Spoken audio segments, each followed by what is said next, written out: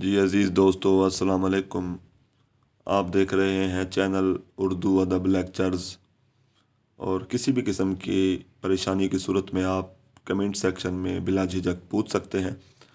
آج ہم تقسیم برصغیر پر لکھے گئے ایک بہترین اور نمائندہ افسانے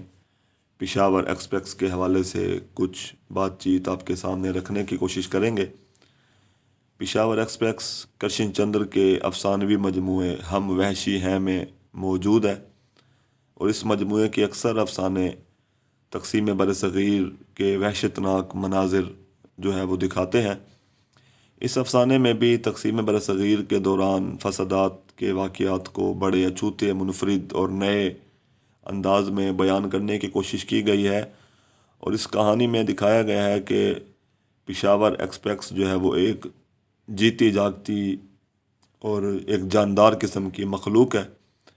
اور اس افسانے میں خود کلامی کی تکنیک کا استعمال کیا گیا ہے، اور وہ سارے مظالم، حادثات اور واقعات جو ہے وہ سامنے لانے کی کوشش کی گئی ہے جو کہ ان مسافروں کے ساتھ پیش آئے تھے جو کہ اس پشاور ایکسپریس میں موجود تھے۔ اور کرشن چندر نے دکھایا ہے کہ جب تقسیم برصغیر کا موقع آیا تو پشاور کے جو ہندو تھے وہ ہجرت کر کے ہندوستان جانے کی کوشش کرنے لگے، تو انہیں کن حالات کا سامنا کرنا پڑا۔ ریلوے اسٹیشنوں پر جگہ جگہ ان پر حملہ کیا گیا، ریلوے اسٹیشنوں پر بزرگوں، بوڑھوں، عورتوں کے ساتھ بڑا ہی بھیانک اور افسوسناک سلوک کیا گیا۔ ہر مذہب کے لوگوں نے دوسرے مخالف مذہب کے لوگوں پر حملے کیے، ان کو جان سے مارا۔ یہ وحشتناک مناظر دیکھنے کی تاب جو تھی وہ ریل گاڑی میں نہ تھی، وہ ہزاروں لاشوں کا بوجھ اٹھائے ہوئے تھی۔ وہ اس وحشت اور بربریت کے خوفناک قسم کے ماحول سے نجات پانے کی خواہش رکھتی تھی، اور اس حوالے سے پشاور ایکسپریس خود کلامی کرتے ہوئے کہتی ہے: سب مر گئے، اللہ اکبر، فرش خون سے لال تھا، اور جب میں پلیٹ فارم سے گزری تو میرے پاؤں ریل کی پٹڑی سے پھسلتے جاتے تھے، جیسے میں ابھی گر جاؤں گی اور گر کر باقی ماندہ مسافروں کو بھی ختم کر ڈالوں گی۔ کرشن چندر نے افسانے کے اندر وہ بھیانک داستانیں سنانے کی کوشش کی ہیں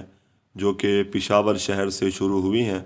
کہ جب 1947 کی تقسیم کا مرحلہ آیا تو ہندو پشاور اسٹیشن سے ریل میں سوار ہوئے اور ہندوستان جانے کی کوشش کرنے لگے، اور راستے میں جس بھی اسٹیشن پر وہ رکتے تو وہاں پہ موجود مسلمان جو تھے وہ اس ریل گاڑی پہ حملہ کر دیتے اور اپنے ان مسلمان بھائیوں کا بدلہ لیتے جن کو ہندوستان میں موجود ہندوؤں نے ریل پر حملہ کر کے قتل کر دیا تھا۔ مگر یہ جو مظالم تھے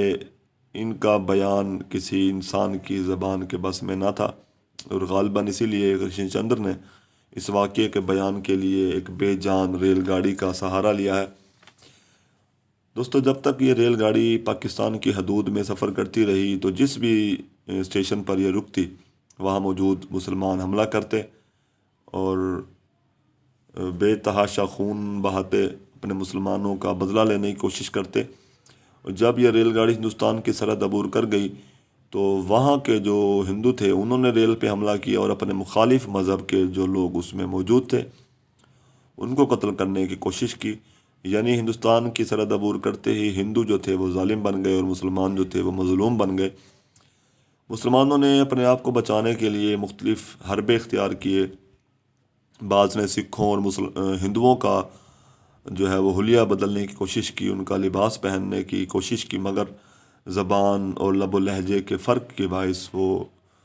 کامیاب نہ ہو سکے، اور یوں یہ نفرت کی جو آگ تھی وہ لاکھوں انسانوں کو نگل گئی۔ امرتسر، جالندھر، لدھیانہ کے جو دردناک مناظر تھے ان مناظر کو دیکھ کر ریل گاڑی بھی شرمندہ اور شرمسار سی ہو گئی، اور اس نے بھی بمبئی کے ریلوے اسٹیشن سے آگے نہ جانے کی خواہش کا اظہار کیا۔ اور ایک جگہ پہ ریل گاڑی کہتی ہے: میں لکڑی کی ایک بے جان گاڑی ہوں، لیکن پھر بھی میں چاہتی ہوں کہ اس خون اور گوشت اور نفرت کے بوجھ سے مجھے نہ لادا جائے۔ افسانے میں کرشن چندر نے ان حقائق کو دکھانے کی کوشش کی ہے کہ کس طرح تقسیم برصغیر کے موقع پر ان فسادات نے انسانوں سے سوچنے سمجھنے کی صلاحیت تک جو ہے وہ چھین لی تھی. وہ ایک دم جنگلی اور وحشی درندے بن گئے تھے. ان کو قتل و غارت کرنے میں اور خون بہانے میں لذت محسوس ہوتی تھی.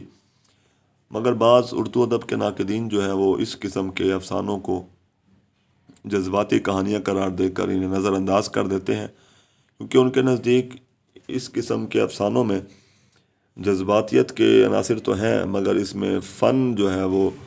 جو ہے زیادہ فنی لحاظ سے، یعنی یہ افسانے جو ہیں وہ زیادہ اہم نہیں ہیں. اس حوالے سے سید وقار عظیم جو ہے اس افسانوی مجموعے ہم وحشی ہیں پر تبصرہ کرتے ہوئے لکھتے ہیں، کرشن چندر نے یہ افسانے کبھی ہندوؤں اور سکھوں کے لیے لکھے اور کبھی مسلمانوں کے لیے، لیکن خود ہندو یا مسلمان ہو کر نہیں بلکہ انسان ہو کر، اور اس لیے ان کے افسانوں میں ایک صحیح قسم کا جذباتی گہراؤ بھی ہے. ان افسانوں میں بیان کی شگفتگی بھی ہے اور طنز کی ہلکی سی لہر بھی، اور مزاح کی معمولی چاشنی بھی.